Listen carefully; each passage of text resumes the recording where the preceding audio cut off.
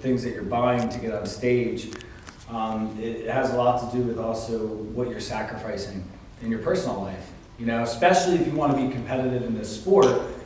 If you're someone that wakes up and say, hey, you know, my goal is to get in the best shape of my life and get on stage. There's those type of people, and we want those people too, because those people usually evolve into getting more serious about it once they have that feeling, and actually, that's how I got actually really into bodybuilding. The first show I did, I was kind of pushed by someone who was like, yeah, you want to do it? I'm like, yeah, well, my brother did a show, I'm going to do a show, you know?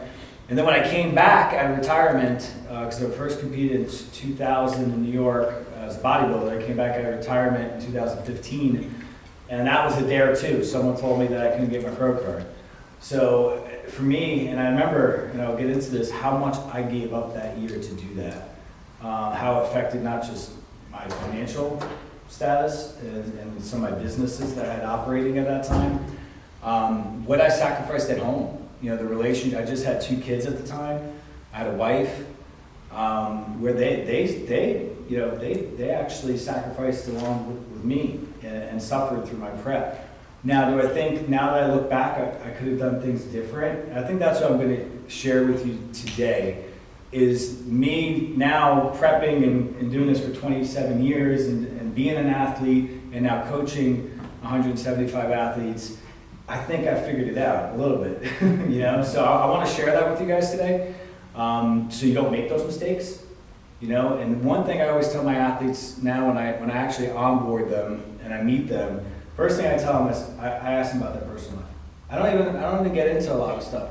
What do you got going on? Where are you at mentally? Where are you at financially? You know, are you have a stable job? You know, because that affects preps in a lot of ways. You know, you can't pay your coach on time. The coach gets upset, doesn't want to give you a plan on time.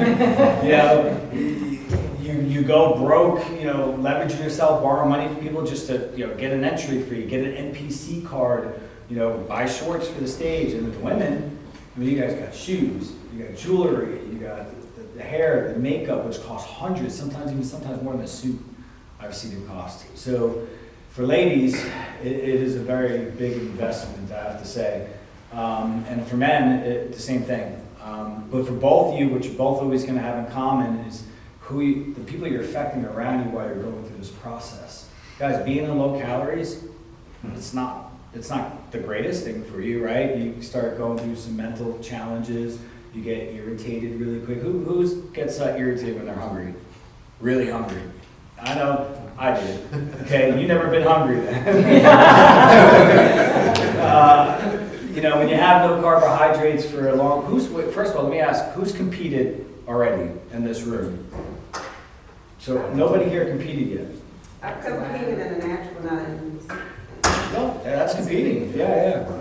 In a natural show, you said? OCB, or was it the NPC natural? It's been 2009, 2010. Oh, okay, so it's natural, okay. But anyway, it's still competed, you know. Guys, it's just as hard to compete natural as it is non-natural. You know, so that doesn't really matter much at all. I think the hardest part of competing is the dieting and the amount of time that you're going to sacrifice. Now again, guys, you can go on stage and get call out in last place and barely do a diet and really suffer, and it maybe wasn't that bad for you, but I don't think anybody in this room that's investing to come here today to listen to this and come to this seminar, I don't think anyone here is going to go half-ass, right? Do anyone plan on going half-ass in their prep if they do it? Okay, so I wouldn't think so. So you're here to learn, you're here to get better and do it well. So that's what we're going to help you do today is do that and think about your priorities. First thing is, you know, you got to be stable, you know, financially. Make sure before you go into a prep, I mean, you're going to zone in on shows to go get a pro card, or if you're a pro, you know, you have a job, you know, and you have a job that's going to pay your bills, and you're not, you know, asking your loved one and putting pressure on them to loan you money to do shows. That's my suggestion. I know even when I had my own job in my career, how much my business has suffered. You know, now that I think about it, people always knew I was in prep. They're like, Mike, we used to know when you were dieting. I'm like, how? They're like, just the way you talk on conference calls. I'm like, really? And then I think about back then, and I was like, you know, I'm right. I used to get a little hot-headed on calls, and I would react things, you know, the way my clubs would look when I would go in them, but everything, a piece of lint on the floor irritated me. So, you know, guys, when you're in that low deficit of calories, you're doing a lot of cardio. We're not going to talk about the other stuff that could go into this, you know, with prep, guys. We're not going to talk about PEDs and stuff like that, what that can be mentally. Okay, on top of it, we're just going to talk about the cost of what it's going to do as far as your personal life and the cost of going into a show. Okay, so if you are doing those things, guys, there's a bigger cost. There's your health, right? There's your mental, the way all that processes changes when you're doing things like that. But even again, when you are natural and you're dieting and you're going to low body fat percentages, that's not normal. Okay, your body is not supposed to be at 7%, 4% body fat that some of these women and men get to, depending on the division, right? So you're going to go through a lot of ups and downs, mood swings. You can be tired, you know, going to work. Sometimes you're not going to want to get up. You're going to want to sleep all day. So there's things that you're going to go through, right? And then after we get through that, we'll talk about the cost. So for me, when I was an athlete, one thing that I remember is I was at the gym. First I had to work, right? But I was at the gym in the morning before work. Then I went to work. Then after work, I was back at the gym. And then I was in the garage doing cardio at night before bed. So pretty much, I'd say 4 hours a day of my day was being eaten up for the sport, you know, to come in my best and compete at the level I want to. I wanted to become a pro. I wanted to win an overall. I wanted to get a first place. So for me, I was willing to do whatever it took to do those things and the time and sacrifices. I remember that year I went pro, I probably lost like 7 or 8 friends that year, I swear. They weren't really friends that I back and look at it, but a lot of people didn't understand why I didn't want to go out to eat anymore. You know, that I didn't want to, you know, go out. You know, I was in my, you know, the first time I competed was in my early 20s. For 2 years, I never went out to the bar. I never had a drink. So those type of people that were into those things obviously lost relationships with that. You know, taking the time not having dinner with my family every night, you know, that definitely took a toll with my relations and also that time with my kids. You know, there was days I was so tired, I didn't even want to go outside and play. You know, I didn't want to get up and run around after my kids. So what did I do? How did I get better at that? For me, and I'm going to let some of the guys that have become professionals on this panel, pretty much everybody is a pro or has competed for many years. For me, I started finding ways, once I got my professional card, I found ways to really put systems in. You know, I had a schedule. There was times where the gym was the gym. You know, when I went to work, I changed my schedule when I was training. So I knew like midday during my lunch where I wasn't with my family anyway, I sacrificed instead of sacrificing the time with my kids, I sacrificed my lunches. You know, and that really helped because when I got home, I wasn't running back to the gym to do my night session of cardio, or I wasn't at the gym for 2.5 hours. So I started realizing, all right, you know, I'm doing this during my lunchtime, or my other sessions, I would get up at like 5, 6 a.m. in the morning. I also, something that extremely helped me, now that I think back at it, the best investment I ever made was get a piece of cardio equipment at my house. By far. I know you're probably like, Mike, that could be thousands of dollars. Guys, the sport can cost way more than thousands of dollars, tens of thousands of dollars. Facebook Marketplace. Yeah, absolutely. And guys, I sell used equipment all the time, so you can hit me anytime. Yeah. So, you know, investing in that, saving money, getting a treadmill, getting a elliptical, whatever it is that you like for cardio, I would extremely encourage you doing that. Invest in that because I didn't have to get up early and run to the gym to do my fasted, and I didn't have to stay after longer in the gym. Usually when my kids went to bed, I would go between my last 2 meals 5 and 6, I called it, I would do my second session of cardio. My kids are already down by 9 o'clock, they have their bedtimes, or at least I got 3 hours with them that wasn't bothered, and I spent that time. So then I was like, all right, I'm starting to put systems, I had a schedule, I had a calendar and everything. The times even when I prepped my food, I would prep my food when they weren't home. You know, I would cook for 3 days at a time. So I knew for 3 days I had my meals, I only had to cook twice a week. When I started making all these changes, I also started competing better on stage because I had less problems, I had less guilt, right? I had less arguments with the wife at the time, and I was able to focus on my prep. My cortisol levels were lower. Believe it or not, I was getting better sleep because I wasn't driving around and jumping in car and had to run to the gym back and forth to do my cardio. And I was looking better on stage. So I started realizing that, having a really detailed schedule and between my work and family was really important. And guys, then there's those people, like, for instance, that are single, right? I always said, I wish that I really took it serious when I was in my earlier 20s, because at that time, I don't think I had a girlfriend, maybe I did, but it probably wasn't serious. I had a not so serious relationship, wasn't married, I had no kids, and I was able to literally just do whatever I wanted, and it was about me. So I feel like if you're in a position in your life right now and you're like that, that's the time for you to really focus on this. Like, do you first. I always say, if you're in your 20s, it's got to be about you. You got to be selfish. It's not like the old days where people get married in their late teens and early 20s. Those days are gone. Usually people get married in their early 30s and things like that. If you want to find the love of your life, God bless you.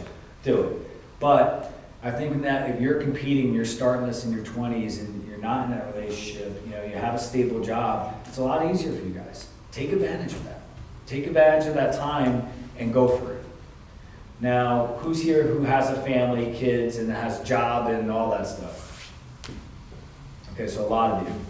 Has any of you competed that put your hands up?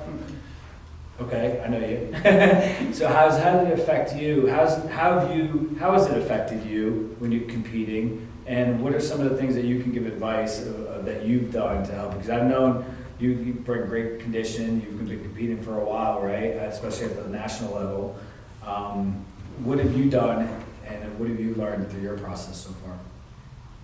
I keep to myself, and that's the shitty part about it. Like, I feel like I was newly married and I was on prep, and I was working on my honeymoon. Like, I don't think she deserves that, Yeah. So it's like you gotta find time to single it out, but it's hard, especially when you're chasing like a pro card or like a, Olympia win or something like that. You're so driven, you're not focused, but you gotta think about there's other people around you, you gotta value them for the moment, because that moment is only gonna last for so long. Was there any point that you feel like you were too selfish and you? I think as you get lean, you're just hungry all the time. So if you don't keep yourself, you're gonna clash. I just feel like that's just most people. Now, when you say keep to yourself, are you referring to even keeping away from your family? Yeah, like in the sense where you still talk to them and stuff, but you're like, you're just Still out in the house. just like you can't be yourself. And your wife does not get that? No. You got a really good wife. But at the end of the day, it's like you gotta be, you don't have the energy to be you. Like your energy level's not there. Like someone's not like joking around with you. You're just yourself. Like when you are, outside of that zone. Yeah. Like right now, I can be myself, talk to someone for a couple hours. On prep, I'm just thinking about food. So let's hear about you in prep. What is it like that 6 months? How if you say, so you feel you're successful while you're in prep? Do you feel like, Mike, I got it together, I'm competing, I don't got any stress, my family's happy? Do you feel that's where you're at when you're in prep? I feel like now I am, but in the beginning it was different. Like I did my first show in 2018. So obviously I did a show back in 2020, and then 2022, 2023. So it's like, as a deeper, I got into preps, I realized now I just keep stick condition all year, so I don't really have to. If there's one thing you pull out that you've learned from 2018 to now, what is the number one thing you think has helped you become more successful in your prep? Just staying focused and just not really on the off-season side, just not really getting off track. Because I feel like if you really want to do this, you can't just go and be like, oh, it's off-season, I eat Twinkies and whatever. Like you're not in the right place. So you're kind of saying you you taking your off seasons more serious and being stricter has been easier for on prep, yeah. prep, okay, which is true. Cardio is like- And for a coach, it's a lot easier for us to prep you that way, instead of trying to, diet you down and get body fat off to make a date, right? Right. The way I like to say it. Go ahead. Can I ask a question? Yeah. And what does it look like now with work? You probably have a job besides. I'm a software engineer, so I work from home. And that's another thing too. Like, I feel like I perform really, really well. And when I get to the nitty gritty and I'm like skin tight, my brain's just not working. And I got to do things where I got to use my brain. So it's like, it's just hard. So I'm abusing caffeine now. Okay. Give me a lot of things not to do.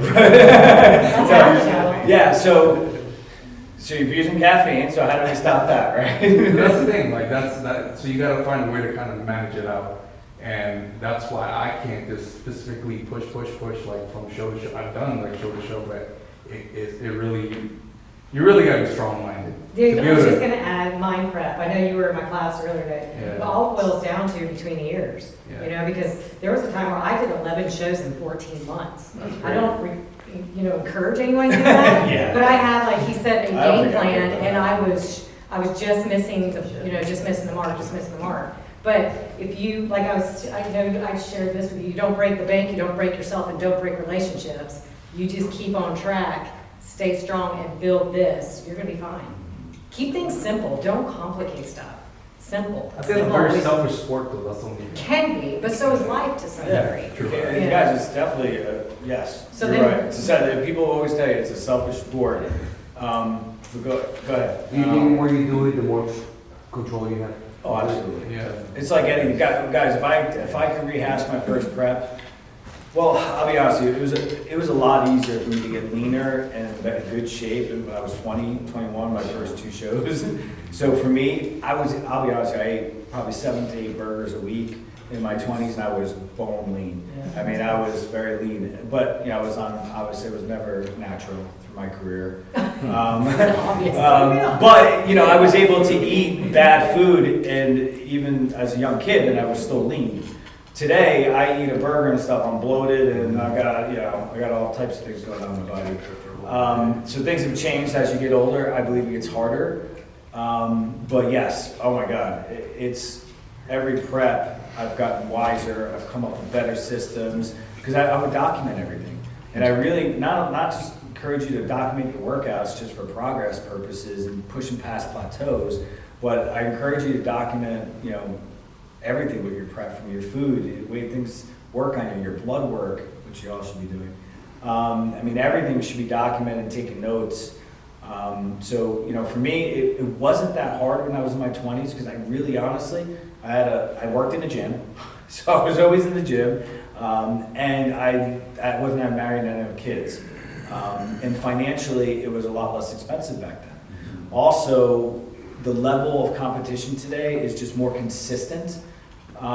There's so many guys that have so much more knowledge, there's so many more coaches, there's so much more you can learn online, different PEDs, there's so much more.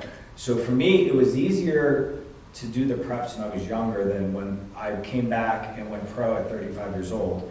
I had to, again, my businesses, I remember that year was my worst financial year I ever had, was 2016 when I was competing as a pro. 2017 was even worse. I lost businesses that I had to close down. And I think, now that I think about it, it had a lot to do with where my focus was, that if I was there, present, and knowing what was going on a little deeper, I think I could have done better. The businesses I had up north, I would stop traveling to as much when I was in prep, so I didn't want to be on a plane, carrying food with me everywhere. So those things suffered. What do you think the biggest contributor to that was? Time? Time. Your focus? Just time, because now, my businesses are the most successful I feel I've ever been. And, I haven't done a show or anything like that, but I also coach 100 and some people to get on stage, and I feel like I have about 100 preps. Mike, with what you know now, could you do it and do it differently? Oh, easily. So what would those keep Yeah, you- just like those little things I said, like, investing into cardio equipment, having a schedule is so important. When I cooked, when I trained, when I did my cardio, making those investments, like I said, You know, finding a really good workout partner, that was probably one of the best. I remember when I had a really consistent workout partner that pushed me. It wasn't a trainer, he wasn't a trainer, he just trained harder than me.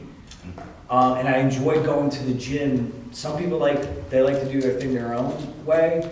For me, just having a guy there rep after rep and all that stuff, it was a lot easier. Posing, giving another eye, giving advice. So picking a really good workout partner was important for me. And then by far, I think most of all, guys, having a good coach. You know, having the right coach in your corner. Not the best coach in the world is, or the one that has the highest accolades is always the best coach for you. You know, I've seen guys get phenomenal results on guys. You know, a guy I was just talking to recently, he coaches Justin, the classic physique guy, Houghton. Yeah.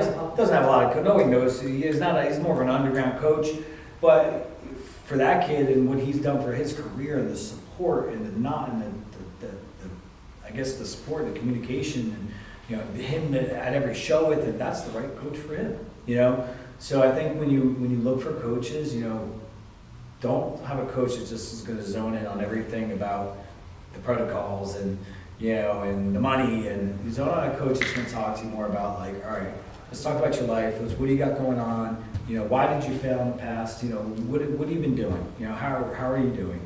To me, that's where I feel like I'm a successful coach, and I've gotten, you know, grew my business so successfully.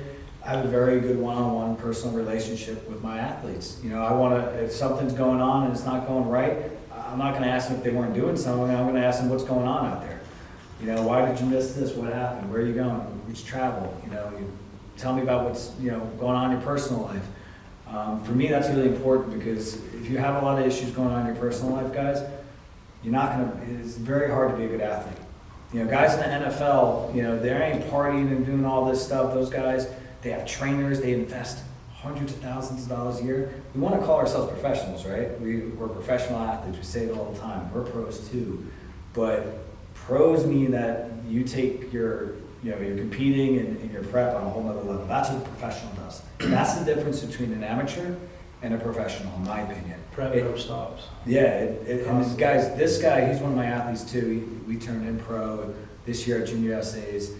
And I always tell a lot of my pros, I'm like, man, even before he turned pro, I'd be like, if you can prep like Brandon, you'd be Mr. Olympia. I used to tell Emmanuel Hunter that all the time, you know, and I would get it. You know, Emmanuel Hunter is number 4 in the world for my clients.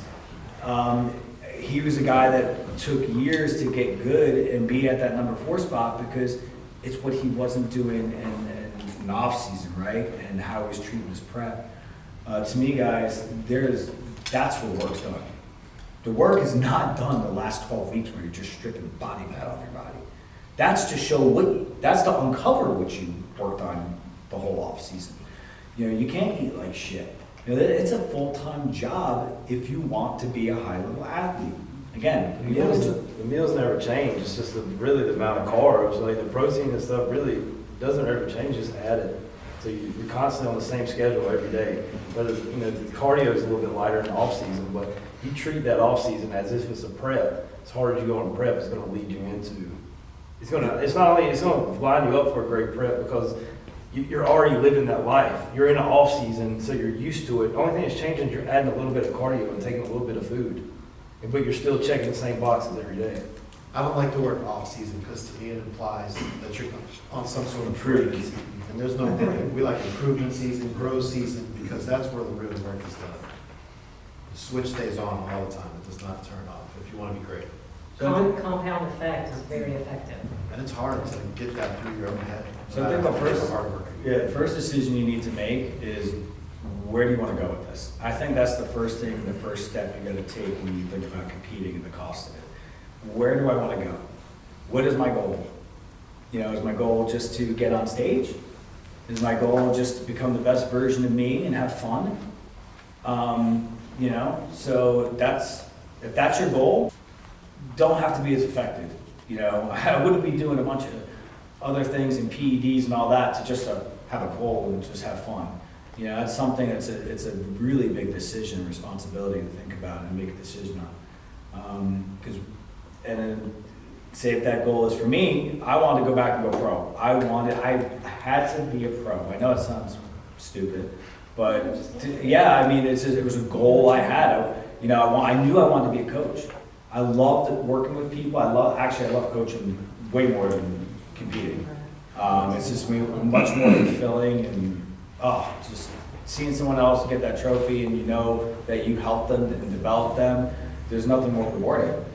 And again, it is a selfish sport too. So a lot of people, as they're competing as athletes, that's why I tell people, guys, either decide what you want to be a coach or be an athlete. Be an athlete now, and then coach later. And I always tell a lot of pros this. Like, I very few pro coaches out there that are pros that are active, good active pros. Very, very few. I did it, but I had 17 clients. It wasn't, and it still was hard for me. It was extremely hard. I could never do what I'm doing now. Forget about it. Somebody was going to, either I'm going to suffer or the athletes are going to suffer. And I think I know some of you guys in here, I think you guys know, like none of your guys are active pro coaches. It's extremely hard. I think you can do it on the side. I think if you are going to do some coaching to pay bills and make some extra money, and you feel like you're ready to do that, you have enough experience to put someone's health in your hands, right, their life, because I feel a coach has so much responsibility when it comes to that, then yeah, take a couple of clients on the side. You've done this for so long, you probably have a lot more knowledge than some of those coaches I see out there today, because you've worked under high-level coaches, you've competed for now 7 years straight, and you've been successful with a good-looking physique, right? So you might be able to take and make some, get some NPC and some amateurs on stage and be able to balance that. That's not bad to do. But I think, you really got to understand the severity of that as you're competing. And know as an athlete also, again, what are your goals? Do you want to be that pro? Do you want to be that person that just wants to reach some goals and, be the best version of themselves? I could never understand how somebody be like shredded, did a show, and they got an athlete thing show, and their brain is in a good enough state of mind to It's get hard. out. There's very few people that can do it at a high level. And even if you see some of these pros today that do coach and they talk about it a lot, you don't see their athletes at Olympia winning pro cards at the national show, do you? I don't. And I can name 5 off the top of it that you guys probably know. So you ever competed before? So what made you think about competing? I've been training. I was an athlete in school, in college. Same thing like I was. And so now I've been going to the gym very consistently. And I was like, man, you love this and this gives you life. Why don't you do something like that? So I've been kind of thinking through that process. Have you made a decision yet? I think my fear is I love my family and I want to be a good husband and father. And so that's such a priority for me. And I've been doing a lot of research and knowing how selfish this can be. It's not a bad thing, it requires that. It's been, because I made the choice a year ago and then I paused. I'm like, I saw how angry I was getting at my family because I was getting hungry.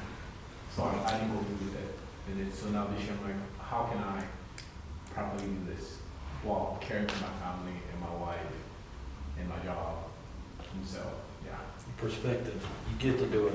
Yeah, I was gonna say, there are ways. You get change your perspective on it. It's like, if you gotta get up at 4 a.m. to do cardio, don't hit the snooze button and give yourself time to think about it. It's just like, okay, well, I gotta get up. Immediately get up, don't even think about it, and start doing it. And then when you get done, but you do that on a compounding, 7 days a week, it becomes routine. And I then love it it's, because I'm up at 5 now. Like, it's easy though. it's easy. Don't think about it. Just do it. She loved the 5 now. Fit. She does that fully says. Oh, it's like the benefits. Don't be afraid of it. Be afraid to, not be able to do something. You can train your brain to build your body. I know a lot of times we've been sharing all these negatives. And for those that haven't competed, I don't want that to be in your mind there. You can compete and still have a safe and balanced thing.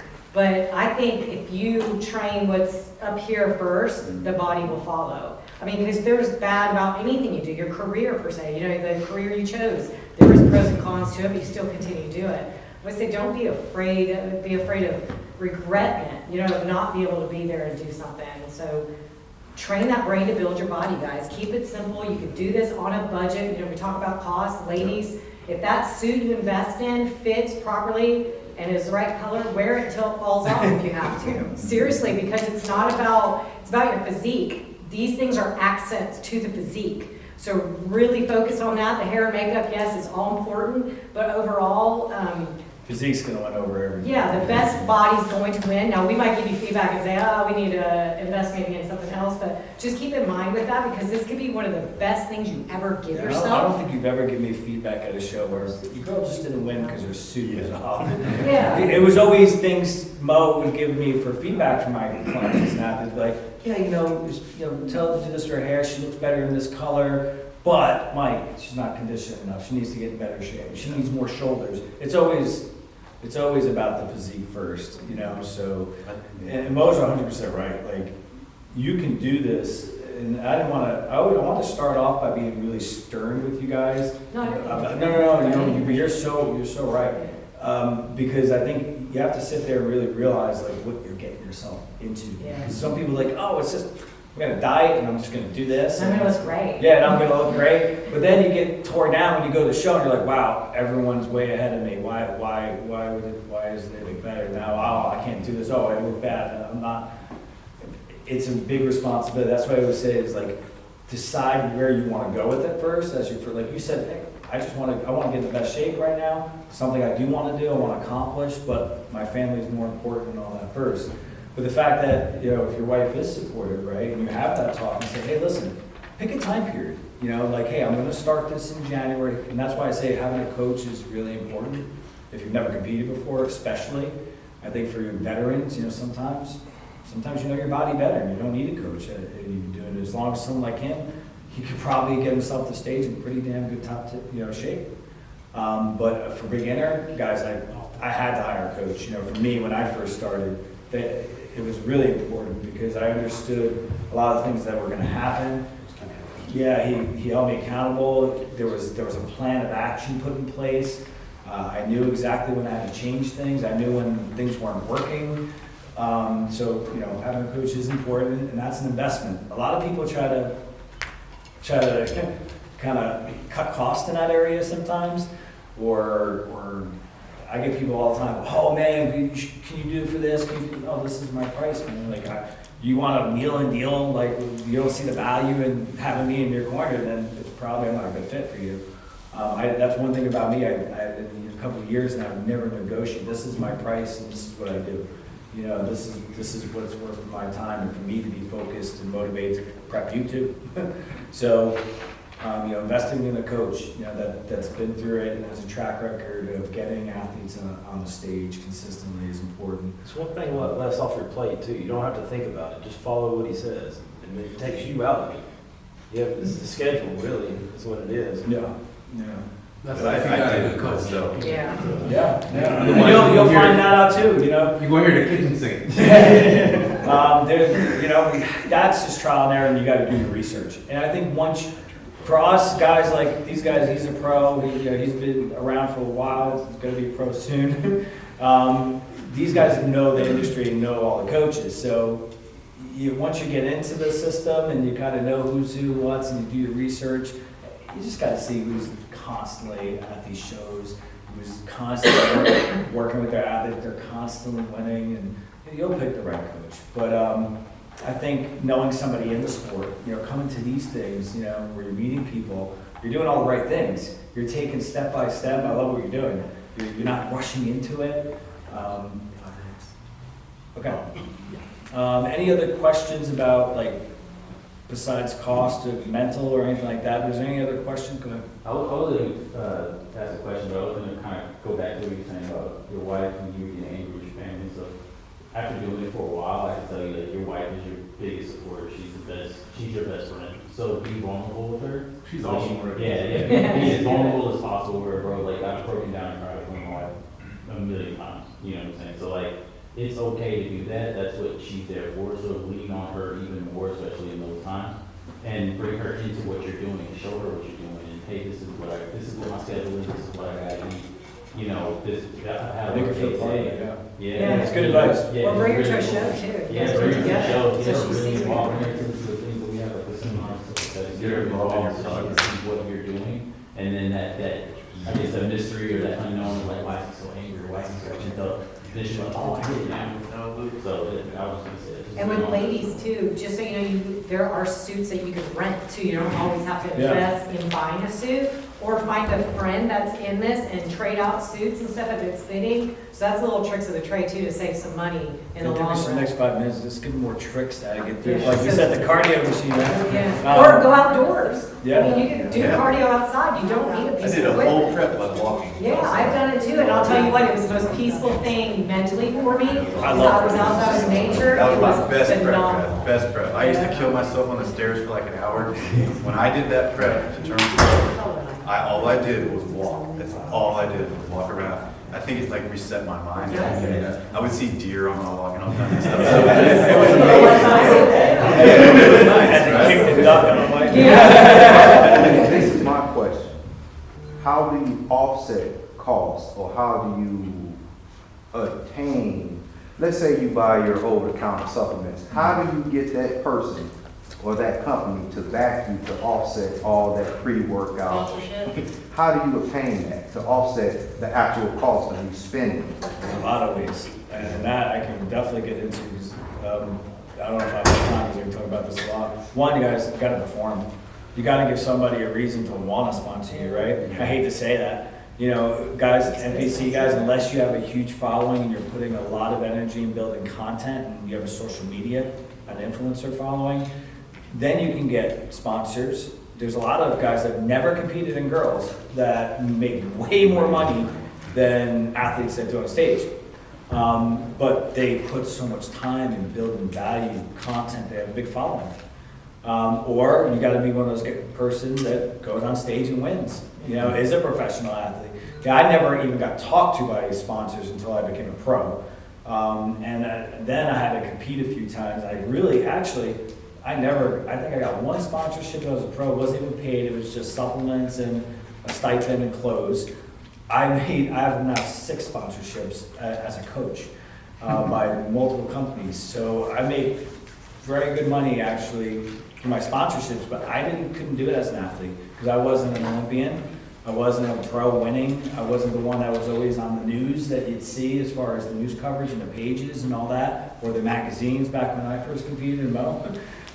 If you weren't in a magazine, you were nobody. So that was the only coverage that we got when I first started. You had to make muscle fit. And I made actually find one magazine cover, not cover, but I was in one magazine after That was sick. I took second at nationals as a bodybuilder. I I did. used to have So, NPC yeah, magazine. Mo got way more magazine But spreads on than that, I do. on that Like, note, you guys, supplements are great, but you know what? Overall, food is first. Yeah. So like the grocery store, that rest, food, lift, repeat.